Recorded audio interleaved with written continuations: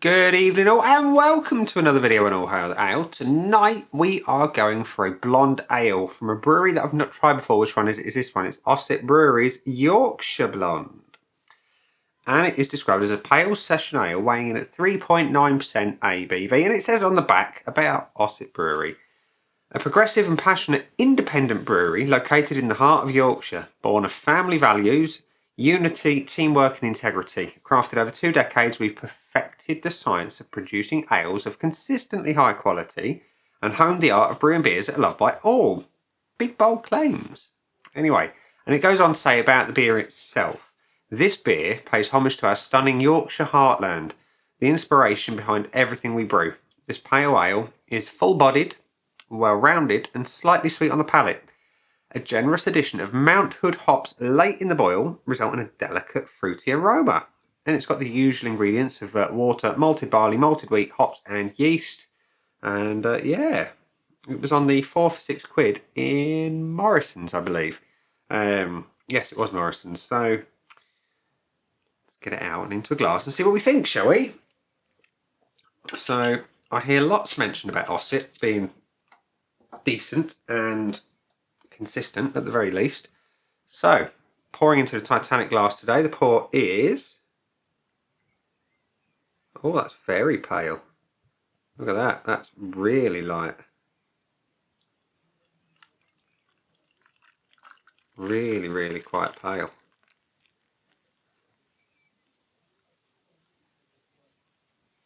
There we are, clearly not bottle conditioned. Not that that matters too much, but there we go. So we have a very pale gold beer. It's clear as a bell with a white head that is relatively tight and compact.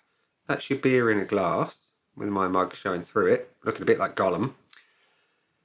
And yeah, like I say, pale. It looks all right. It looks like a blonde beer. Let's have a whiff. It is hoppy. There's slight lemony sort of aroma to it, a little bit of pepper. Nice sort of classic malts coming through. That zesty nature of the beer smells very similar to one that, funnily enough, Titanic do. Very similar. Anyway, smells decent, looks good. Does it taste any good? Cheers.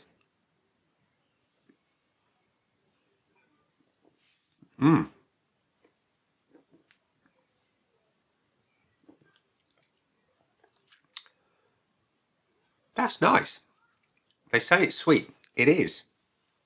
It's also hoppy. It's light, it's zesty, it's fresh, it's balanced. It's very, very well balanced. The hops and the malts are 50-50 in this one. There's no fighting between the two. They are able to sing loud and clear in the palate. It's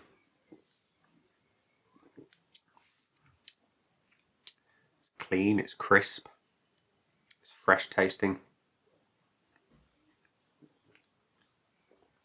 Well bodied as well. It's medium. Mouthfeel is soft and smooth.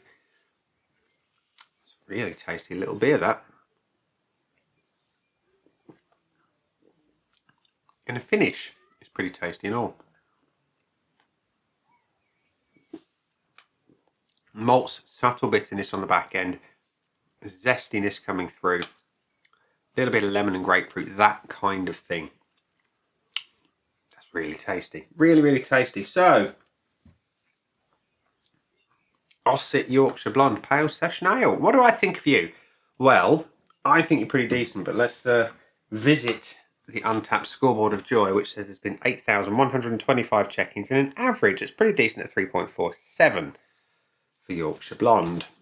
What do I think overall? Well, we're going to give it the usual 5 pillars of judgment. We're going to give it the looks, the aroma, the body, the taste, and the finish. Starting with the appearance, it's very pale. It doesn't claim to be anything else, though, let's be honest. It's got a nice white head on it. It's a well-produced beer, nice and clear. And, yeah, it looks good. It fits the brief of what I would expect a session pale ale to look like. Can I fault it in any way? I would like a little bit more intensity to the colour, but it's really, really good. I'm going to give it 0.75. And the aroma is nice. The aroma is nice. It's zesty. It's bright. A little bit hoppy. Balanced malts coming through. And a little hint of grapefruit. It's very good. I like the aroma. It's medium strength. It's not overly sort of heavy on the nose. It works well. I'm going to give it a 0.75. The body is superb. You know, it's 3.9 session pale ale. It's not lacking in the body at all. It's a nice medium body with a super smooth, velvety mouthfeel. Carbonation is spot on as well. I can just imagine how creamy this would be on cask. It gets a full point for me on that one. And the taste. Well, it tastes very, very good. Very good indeed. They deliver on the sweetness. It is delicately fruity. Well, I say it's on the aroma, but I can get it on the flavour as well. You get that bright, zesty lemon and a little bit of grapefruit. It's classic. Nice balanced malts. Hops that don't shout too loudly. Everything plays nice. Really, really good. It gets the full point where it counts on the flavour. And the finish. On a pale ale, I look for hops. I look for malt. I like them to be long lasting. I get a subtle bit of bitterness as well. And again, just a burst of that bright citrus flavour on the back end. It works really, really well.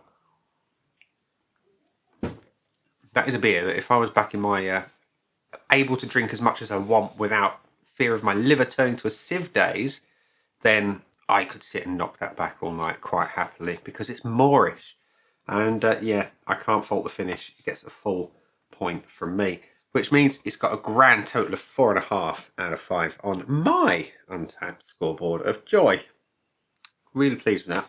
That was a gamble. It's paid off. I won. And yeah, you're not going to lose if you try this beer if you haven't already. Speaking of which, do let me know in the comment section if you have.